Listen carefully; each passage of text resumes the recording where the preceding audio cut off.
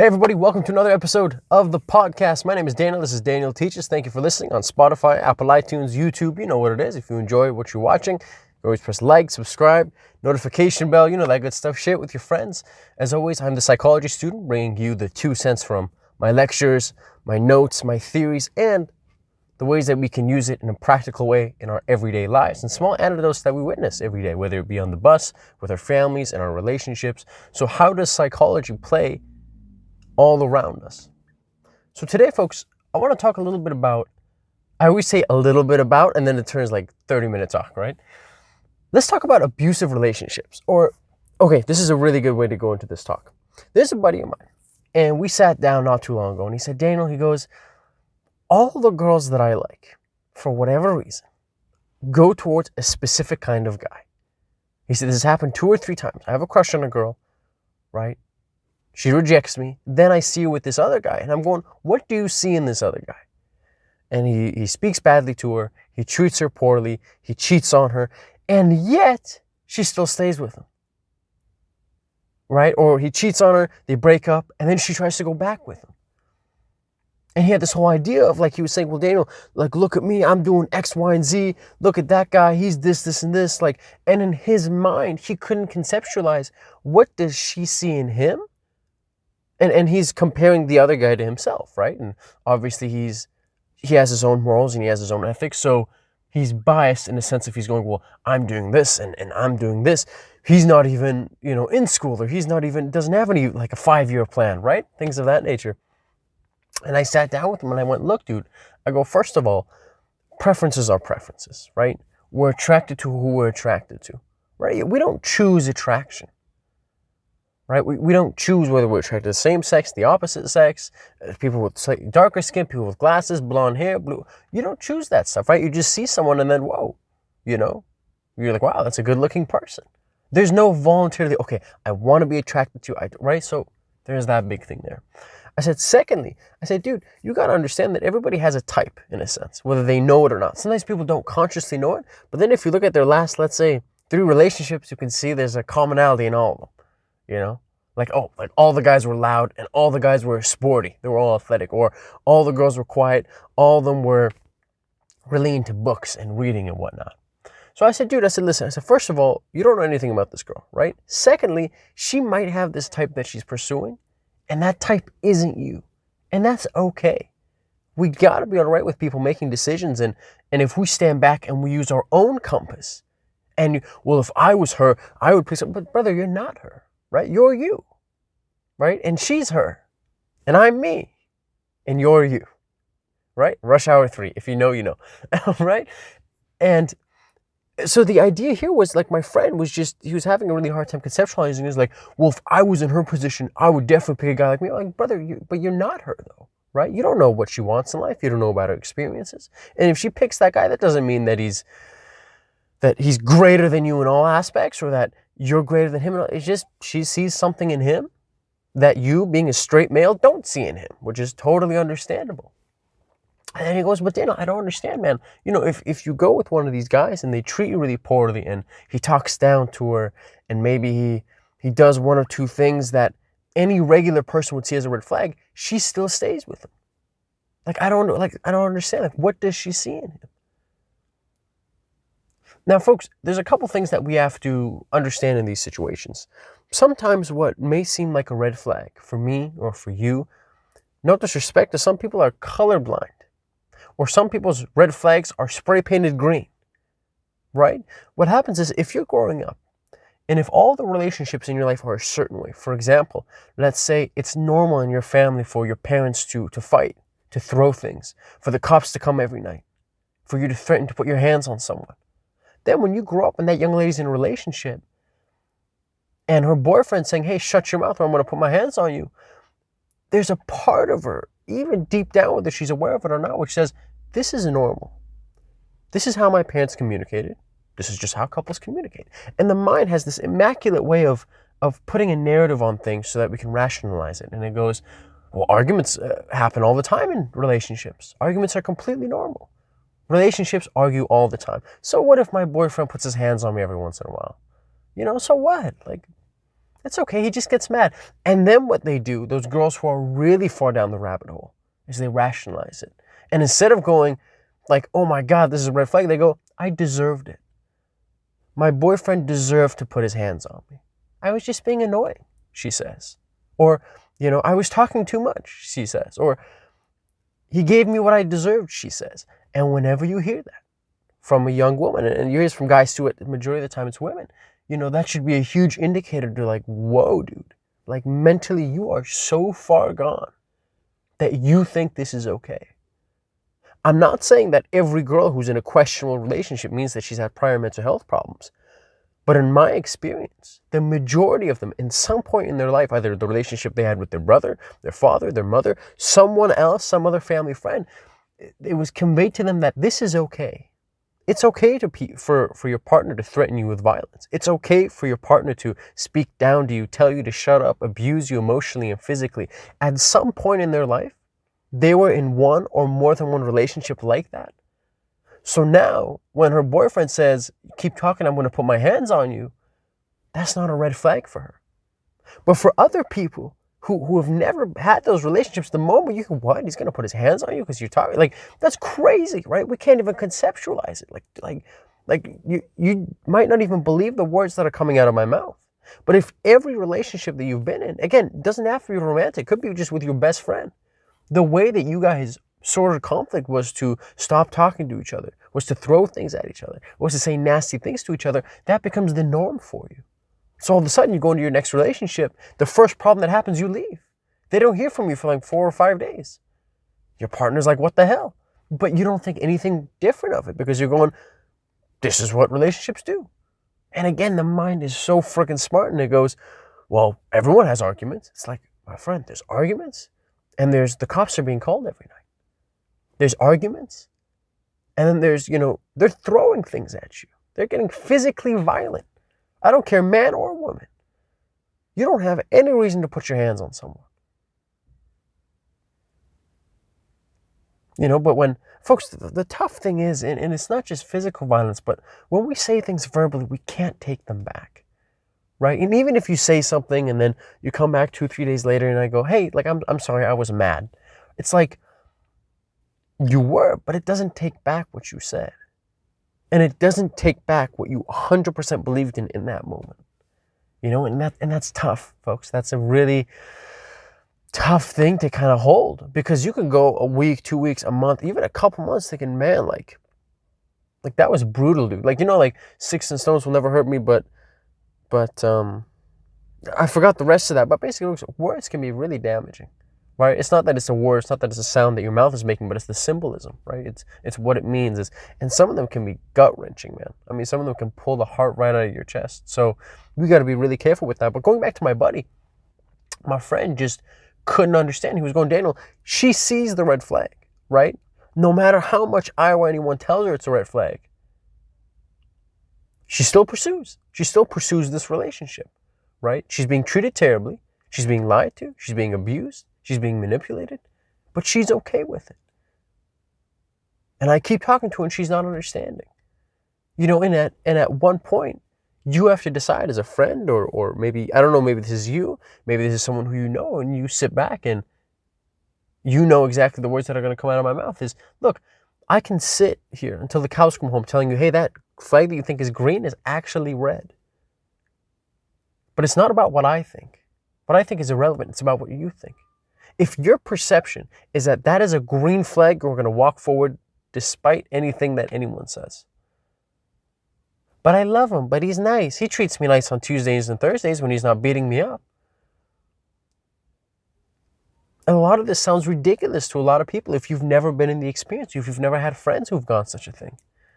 Maybe, and I hope for the people listening, you've never gone through domestic abuse, you've never heard about domestic violence stories around your friends or your family, man. But once you meet people, like one of the most breakthrough treatments that we have in the world of psychology and psychiatry with the most empirical data backing it is CBT, cognitive behavioral therapy.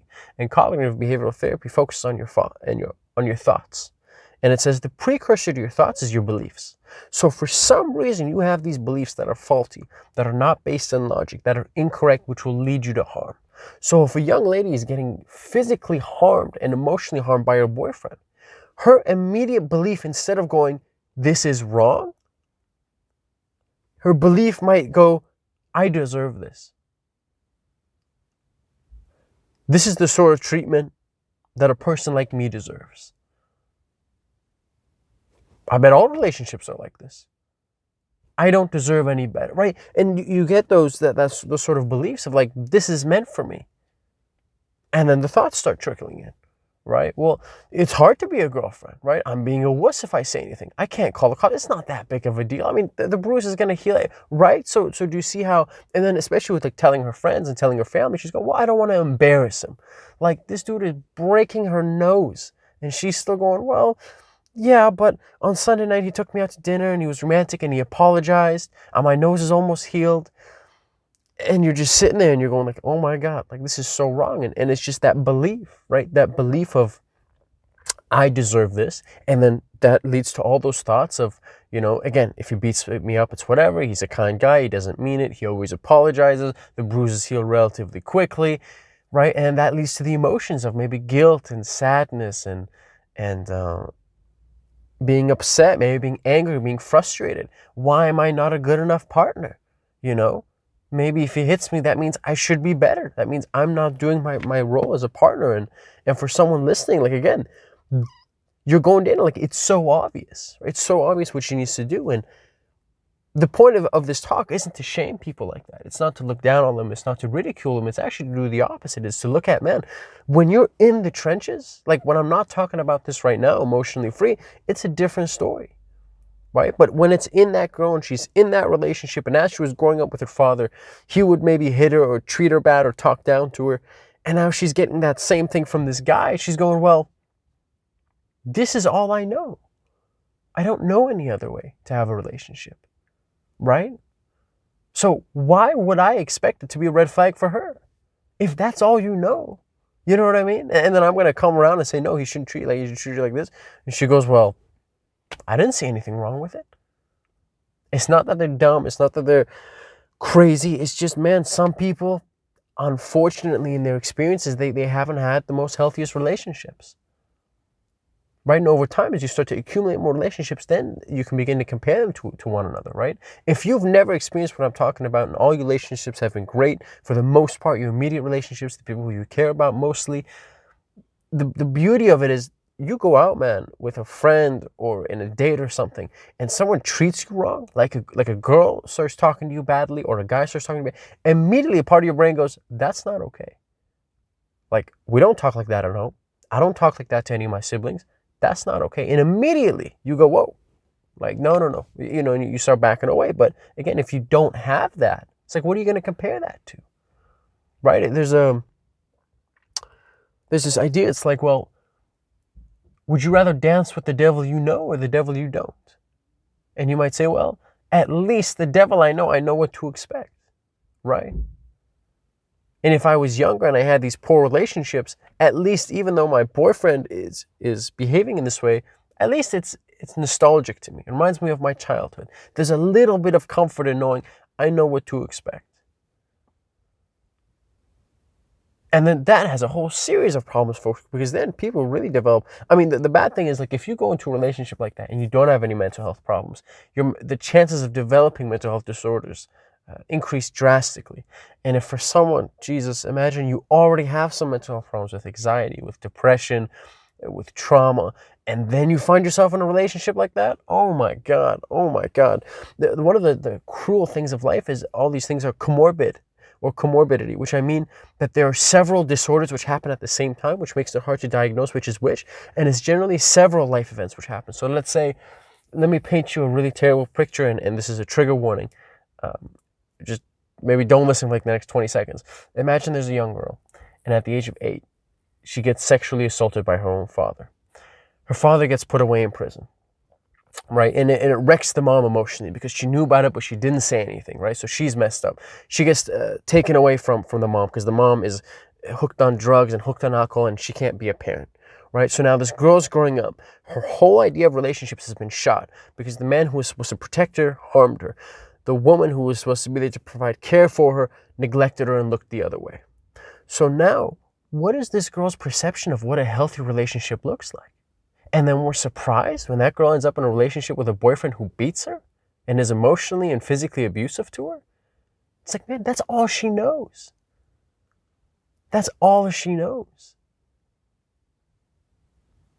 Because, dude, that stuff sticks with you. Like someone will say, oh, time heals all wounds. Like, no, not necessarily. Not if you don't think about it. Not if you don't, put it to the back of your head and you go, well, I'm not going to deal with this.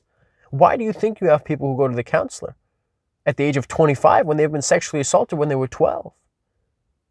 Folks, that stuff sticks with you. It's not like, oh, I forget, or I'm just going to brush it off.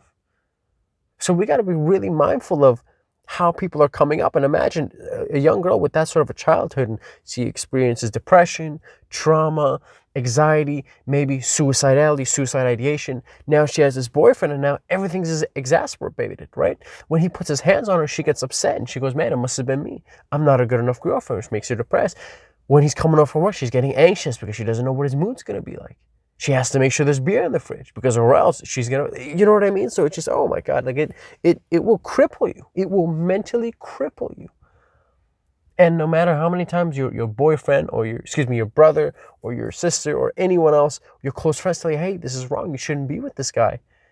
It's just, that is so natural for you to do. And it's so comfortable that it's harder to listen to them because you're going, this is all I've done. This is all I know. And doing anything else would be inconvenient. Not only inconvenient, but just unnatural. Like, this is what I'm used to. Why would I go against what I'm used to? Like, what you're saying kind of makes sense, but this just feels right.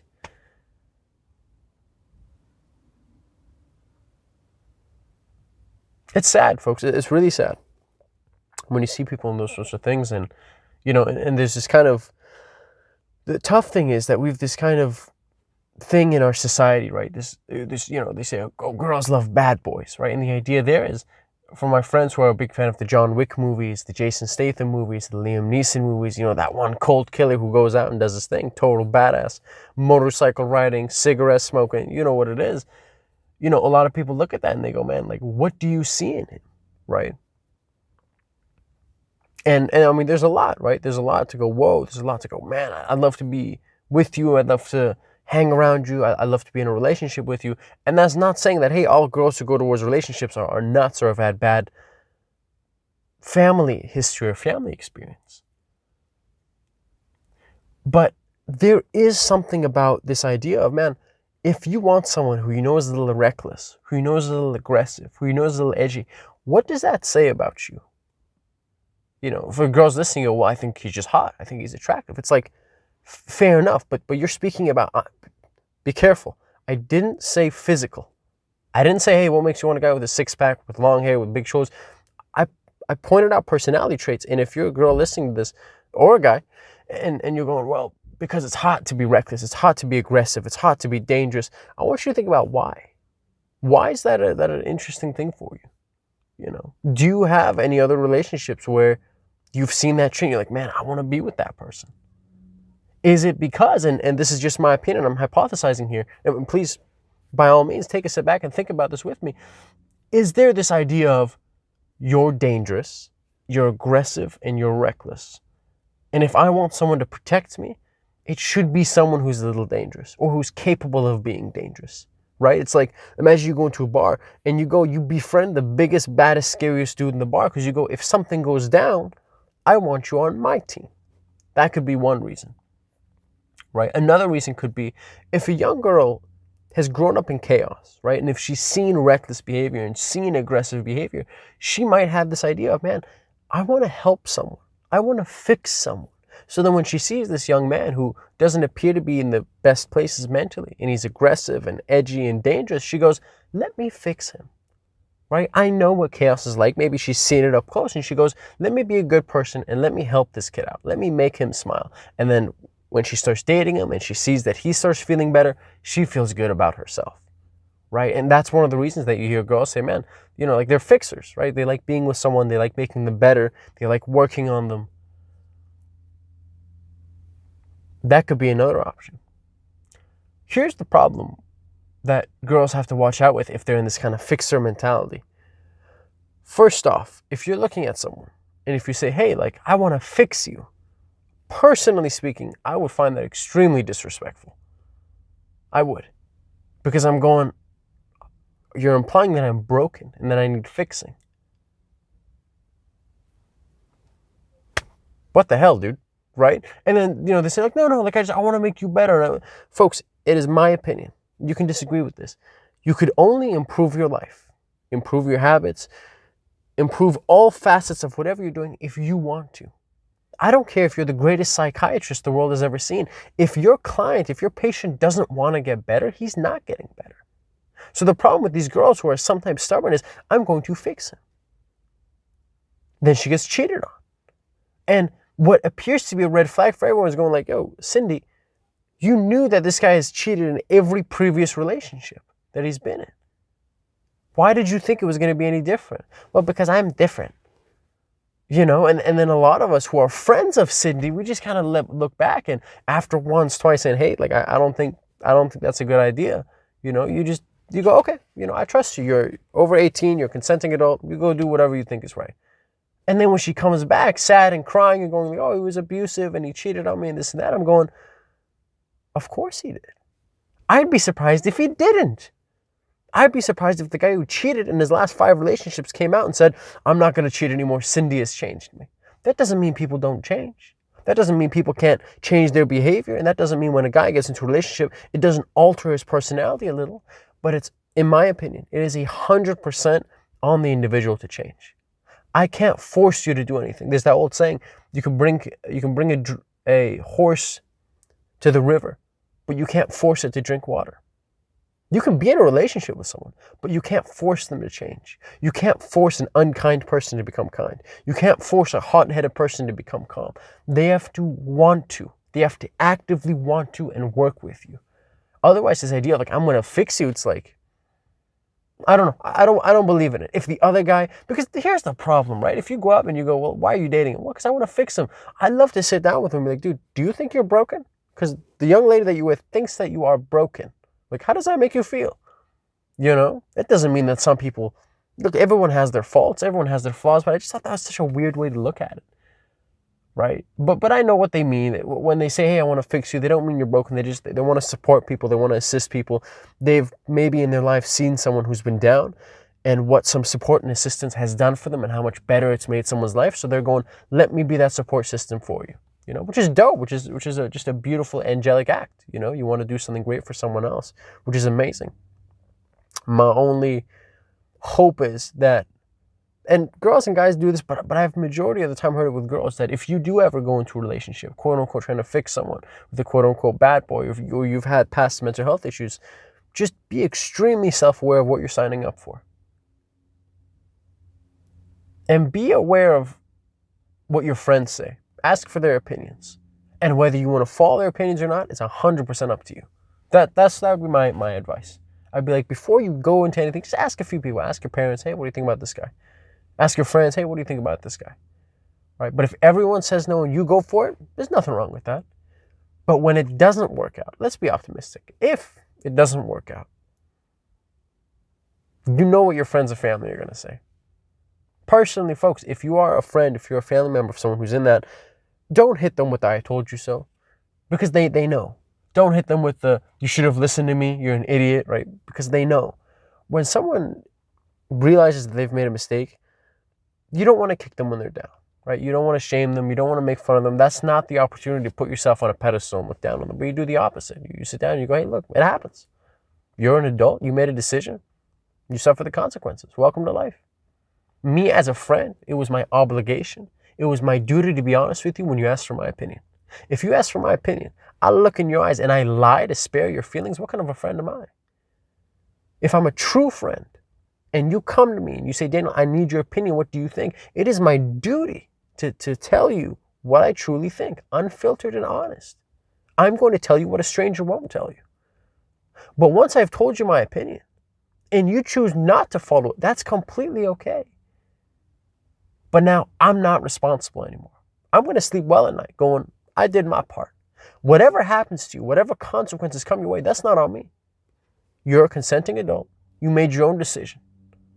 You will face your own consequences, whatever it is. It doesn't matter if you agree with my opinion or disagree with my opinion. What matters is that you stand up for what you believe in. Whatever action you choose, own it. But afterwards, it's not on me. It's not on any of your friends. You made the choice, regardless of whatever anyone else's opinion is. Take some accountability. And don't start saying things like, well, I would have, but when I asked for Daniel's opinion, I didn't really want him to be honest. Like, dude, don't. Take accountability when you ask for people's opinions, when you take actions. If you date someone, if you break up with someone, that's on you. A friend will do so much, right? They'll only do so much to help you out where they can, but afterwards they go, hey, dude, okay, my hands are clean. I told her, I was like, this guy's a little sketchy. I haven't heard good things. She wants to. Good for her, man. I hope I'm wrong. I hope I'm wrong. I hope that guy's great. But if he's not great and he cheats on her or he abuses her physically and emotionally, I'm not going to be there to say, I told you so. You should have listened to me. Folks, it's not the time. She knows she's wrong. She knows she made a mistake. That's still your friend. And that's not an opportunity to look down and to make fun of someone. It's to sit there and go, look, it happens. It's okay. It's okay. It'll be okay. You can move forward. And the beauty of it is because I gave my opinion beforehand, I can sleep well at night. I can know, you know what, as a friend, I did my task. But now that you're upset, I'm not upset, right? I can't, right? There's only so much empathy that you can have for other people. Because if you're super empathic, anyone who says anything negative to you, it's going to weigh you down. My dog just died. Oh my God, that's terrible, right? It's virtually impossible. Because if everyone tells you bad news and everything connects with you, they're going to put you in a terrible mood. So you got to have a little bit of a barrier to go, look, I care about you and your feelings, but at some point, I can't let your emotions impact me too much because I'm going to hear negative things every day. And if, sometimes when people are in a really bad mental health state, man, you got to be careful sharing bad news with them because it's one thing if you're kind of negative and down, but sometimes if there's someone who's really depressed and they're on the fence teetering every day and then they hang out with people who are negative, dude, they'll kick him the frick off that fence really quick and they'll drag them down. So oftentimes people who are really depressed, it's good for them to hang out with people who are super high and hyper and enthusiastic and optimistic for life because it helps drag them up. So that's a little note mentally about how to go forward and who to surround yourselves with. But folks, we're going to call for today. Thank you so much for listening. I hope you enjoyed. I hope there was some value. I hope there was some entertainment. As always, if you think that there's anyone who might be interested in listening to the content of this podcast, don't be a stranger. Share this with your friends, share this with your family. If you know someone that's in one of those relationships, don't share it to them outright because they'll see what you're doing. But I think it's good, man. I think it's good to just have a conversation. Again, it's not about this is what Daniel says, so it's right, but it's just about let's just talk about it. Let's talk about what it really means to see someone in an abusive relationship. Let's talk about what it means to be honest about your opinion. Let's talk about what happens if you see a red flag, but that's not a red flag for me. Right? And vice versa. Folks, thank you so much for listening. I appreciate each and every single one of you. Have an amazing rest of your day. You'll hear me again next week. Take care, folks.